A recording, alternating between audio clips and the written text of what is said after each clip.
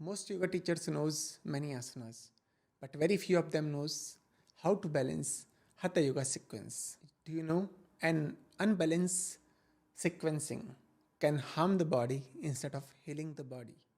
So it is very important to understand how we can balance our Hatha Yoga sequence. Namaste, welcome to Yoga with Master D. And in this class today, we will learn all the basics about how to balance the Hatha Yoga sequence. So if you are a new yoga teacher or you are a yoga teacher training students, so this video will help you a lot to understand the basics of the sequencing in Hatha Yoga. Number one, body balance. Forward bend versus backward bend. Every forward bend should be balanced with the backward bends. So suppose if you are doing Paschimottanasana, so to balance the Paschimottanasana, you can perform a cobra pose.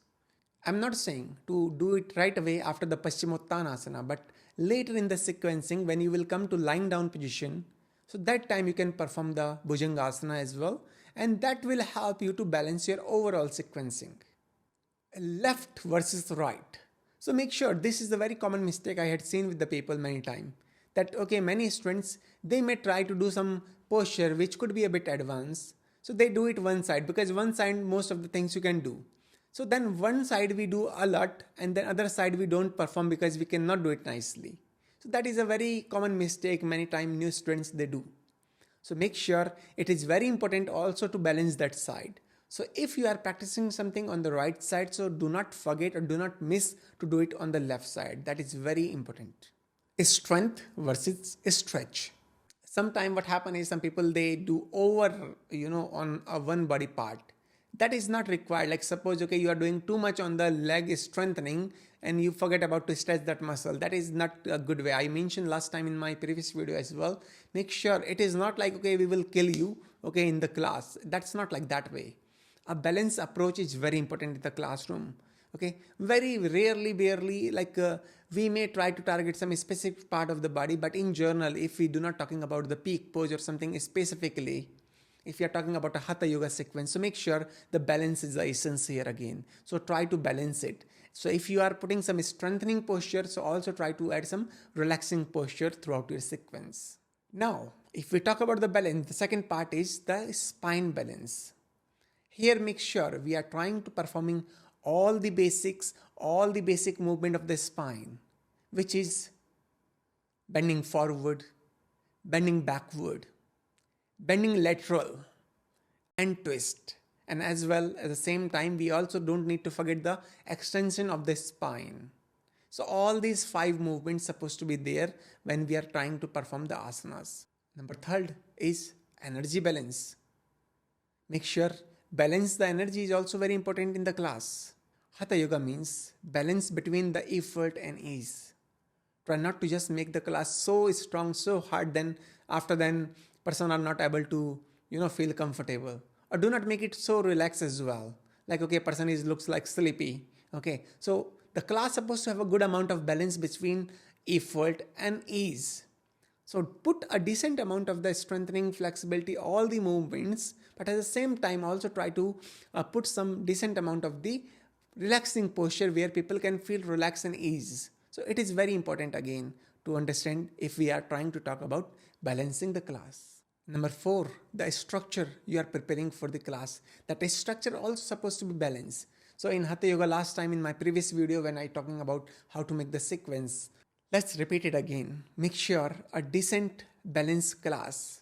A well-balanced structure is settle down first, then chant the mantra, then perform some basic joint movements, add some round of sun salutation, then standing, kneeling, sitting, prone, supine. After then you can perform the inversion posture or some relaxing posture or some peak postures. And then some decent amount of savasana and then closing the class. That is a very nice way where you can prepare your body and try to target the postures and then settle down and relax for the savasana. This way your body will not only practice yoga, but body will feel happy as well after practicing yoga. It will not feel like okay, I cannot walk back my home today after this class. It should be not like that way. You will feel comfortable, you will feel nice, and you will be motivated to practice again. Number 5, peak pose. Let's talk about the peak pose. For the peak pose, make sure first is the prepare. Then perform the sequence, perform the asana, perform the peak pose, and then release. Release that part which you had worked a lot today in this classroom.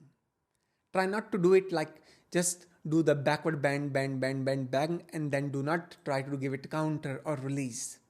Maybe you may have seen many people after the back bend class, they may complain about the back pain. Why this happens next day? Because throughout the class 1 hour you perform more than your capacity, you are doing the backward bend. But you did not give maybe enough counter, or you did not release the tension around the back after the class. So next day you feel that pain. And many times you may see also in Ashtanga classes, many people complain about the back pain. Why this happens? Because throughout the Ashtanga series, there is a lot of bend forwards. And in the end, we have 3 to 5 rounds of the wheel pose as a backward bend. But those who cannot do backward bend, they escape it. Why? Because I cannot do the backward bend. So because of they cannot do and they do not replace it with any other posture, so after a long period of time, they start to feel back pain. So this is the mistake as a practitioner we should not do, or as a teacher you're supposed to also not do. You should observe the class very nicely and try to understand if because somebody cannot do something, we're supposed to modify it for them so they can feel comfortable. There is no rule like, okay, if you want to do, you will only do this one portion. No, there are many alternatives. You can do that. And that will help you to release the tension and you will feel more happy and more beneficial. Remember, a good Hatha Yoga sequence is not about so many postures. It is about how intelligently you arrange them and try to make it balance. So this is my advice for you if you are a new yoga practitioner or a yoga learner or new yoga teacher.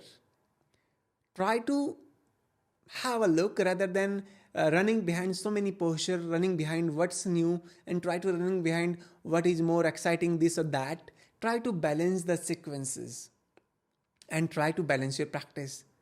First, try to apply these rules on your own practice so you may understand that, okay, how it feels after this. And when you will teach, remember, this is not about how you feel, how you do. Also, we need to understand logically this another person who is another side is a new person. They may feel pain. Something can be too much for them. So we're supposed to take care wisely and we're supposed to build our sequence very wisely and think again and again before we start to teach. Try to build your sequence with awareness, not with the speed. How many sequences you have built within a day, that doesn't matter. But try to put some awareness while you making it.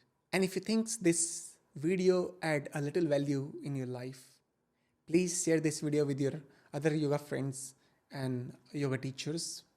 It may help them as well.